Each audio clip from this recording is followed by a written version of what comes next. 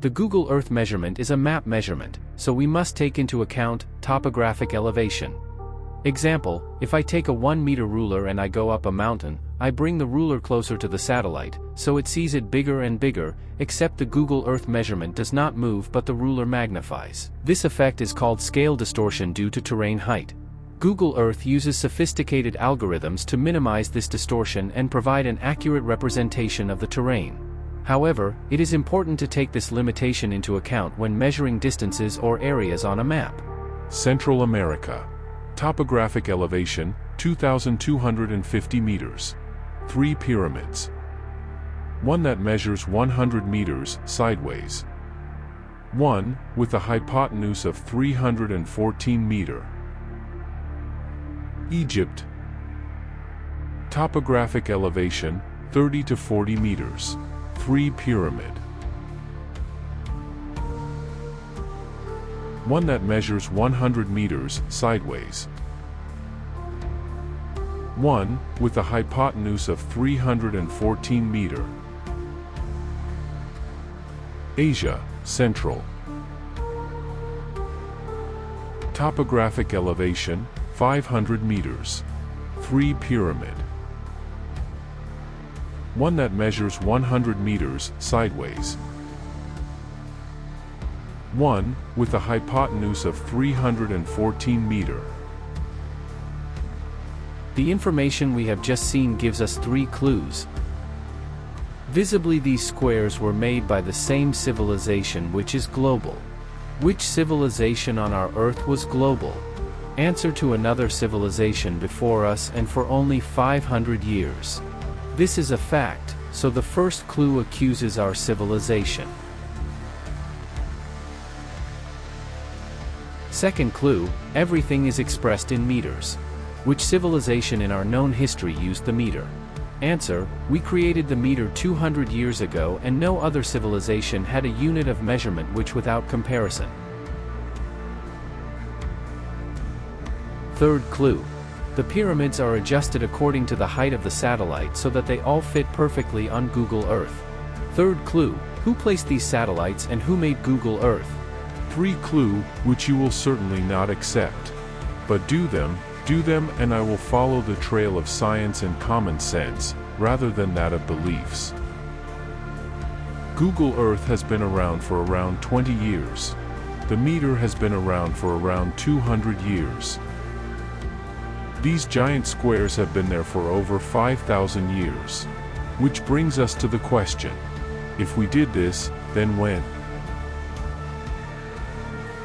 The only logical and possible answer, at this point in time, is that it can be built or modified by us in the future. If this is true, it means that the plans have not yet been created. And whoever decides to do them well by default will be the first.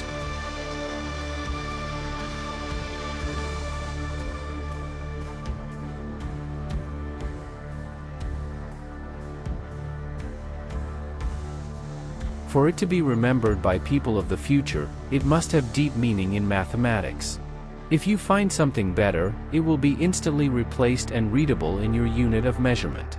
I use the unit of measurement given by Google Earth, that is to say, taking into account the topographic elevation in the equation. Let's try to carry out the experiment to see if it works, to see if we can modify the mathematical data of these things by making them better. First experience. This is a calculation that I personally discovered. I title, The Creation Code. It is 99% correct, but the error is not visible unless you zoom in. Of course, the number pi and the golden ratio have their own decimal infinity. No need to be 100% perfect. They just need to find one or more connections between one or more constants. Let's go see the experiment which, I repeat, consists of creating the original and primary plan of the pyramids. Understand that thousands of researchers have studied, analyzed, measured these things for thousands of years. And no one has ever seen this equation. The code, which in my opinion is better as a basis for the pyramids than the one known at the moment. Let's see if the experiment is conclusive.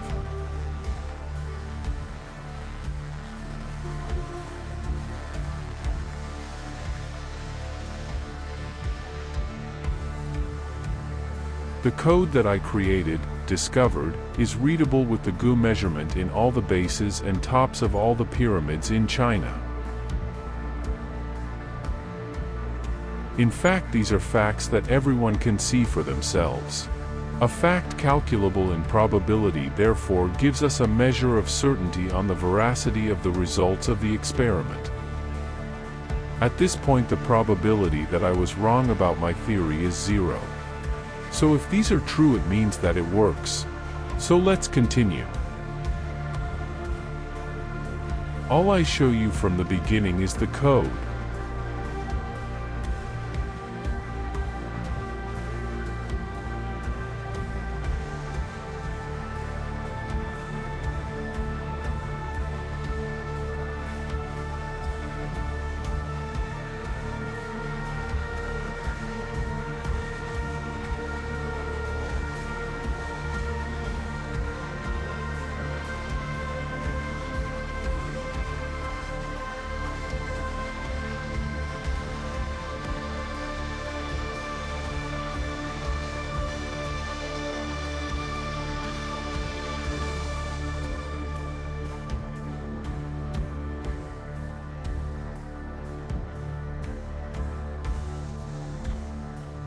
Even today, no one has ever understood this calculation, yet now it is in all the pyramids around the world.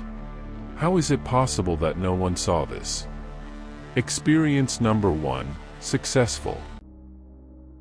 So if it's true, that means a lot. First, that we can exchange mathematical data with the future in a loop until it is perfect and reveals things to us that are still unknown. Which leads to experiment number 2. I titled this plan, Let There Be Light. Each measurement is the number pi, except the one on the left, which is 16.1, and the one on the right, which is 41.4, which represents the hypotenuse. For example, a square of 100 by 100 gives a hypotenuse of 141.4. If the hypotenuse of the green square is 314, it's a strange coincidence. When understood, this plan is of incomprehensible depth, therefore deserves pride of place. The Pyramid of the Sun. Each one of the measurements is identical to that of my plan, 100%.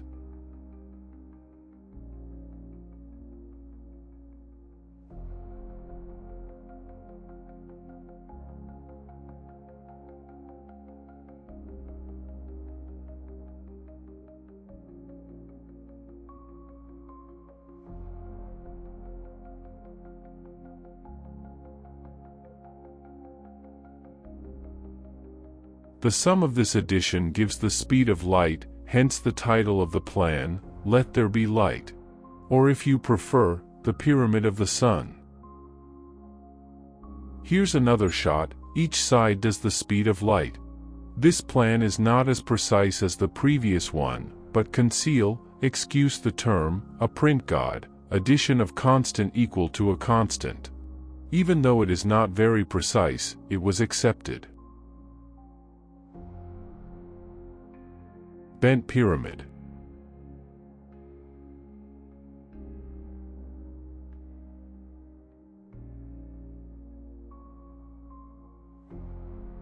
It is not as precise as the previous one, but the totality of the sum means that it is a constant plus a constant equals one or more constants, then it is accepted.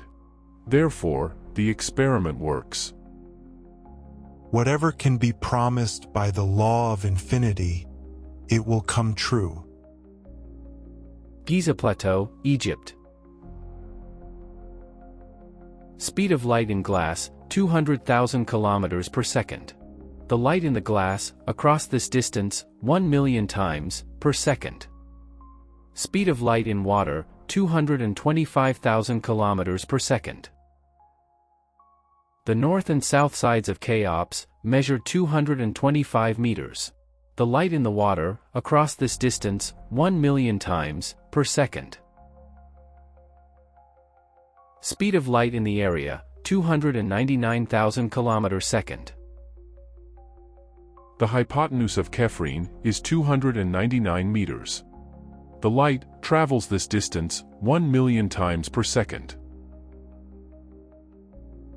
A plan I made. Here we see a connection between three constants. The number pi month, the golden number, equals the speed of light divided in 2.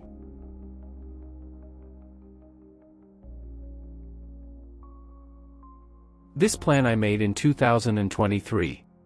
Every measurement is identical to my plan.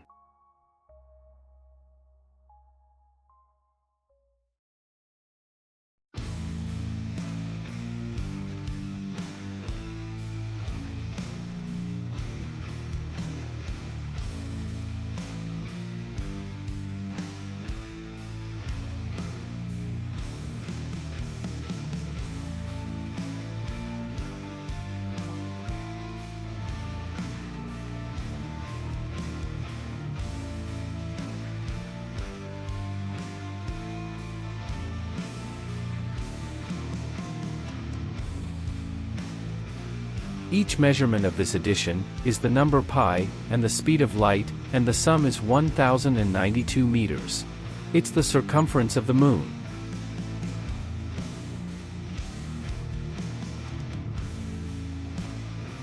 Then this means that the number pi plus the speed of light equals the circumference of the moon.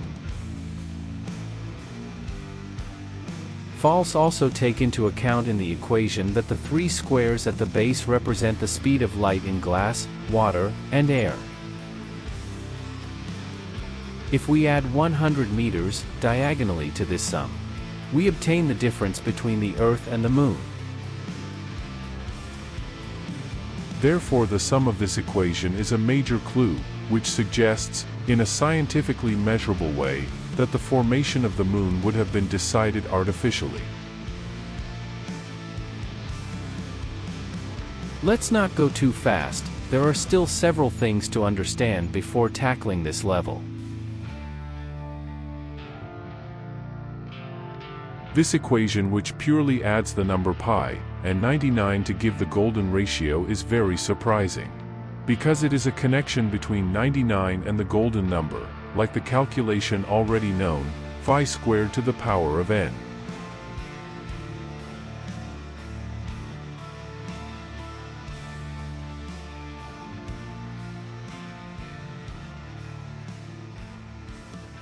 We come to wonder if we learned about this pyramid or if it really was me who created it. But the proof is that the world has already measured it and no one has found one of the measures to show. By that of the moon and the earth.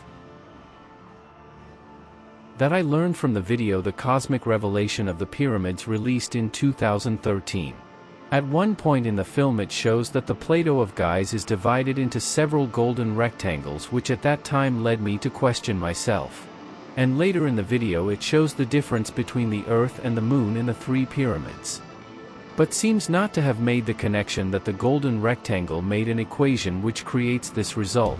By making this connection I understood that the golden shadow equals the Earth and the Moon. These are what triggered everything.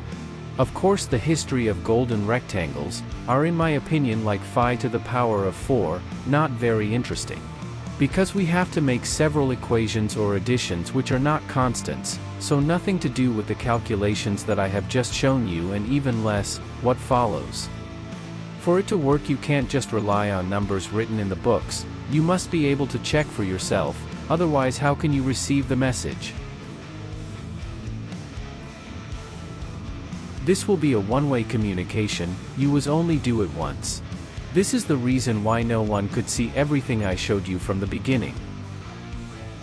But now you can see it, because I create, publish, and accept them in the future. Time you create connection between constant, it will be accepted.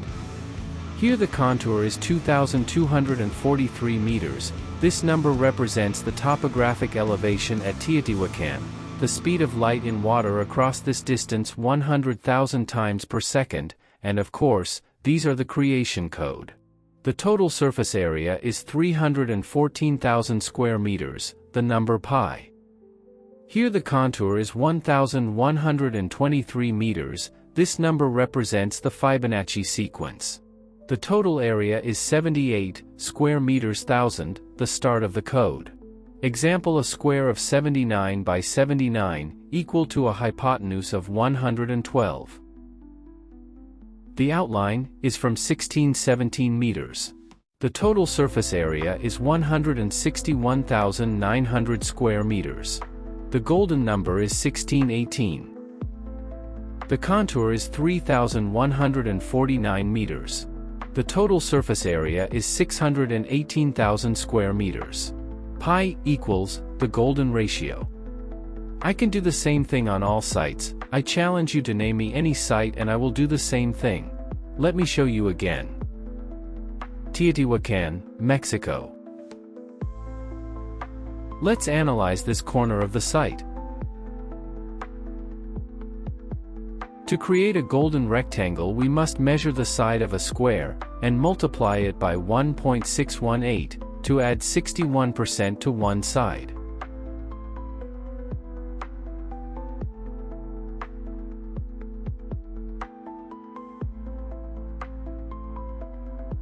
This is a perfect golden rectangle in proportion. And it doesn't matter which unit of measurement you use, this proportion is universal. To check if these are a golden rectangle, we measure the smallest side, we multiply it by 1.618, and the result will give the length of the largest side. It is a golden rectangle.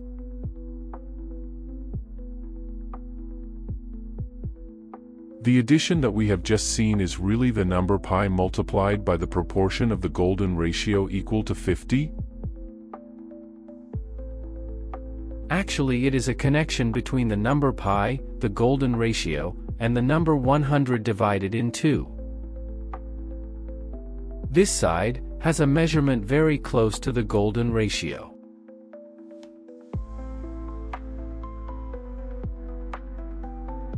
And unsurprisingly, it is indeed a golden rectangle.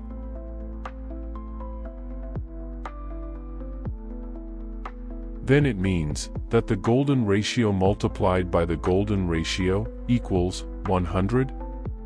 99 is already linked to the gold number by phi squared to the power of n, but this calculation is in every way superior and no one had ever discovered it before.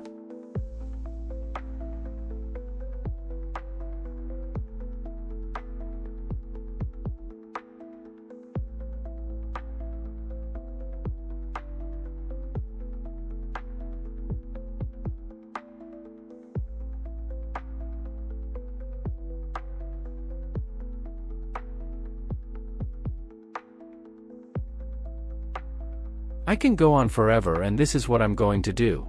But if at this point you still do not believe, that means that you choose to ignore the probability given by visible facts, measurable by everyone.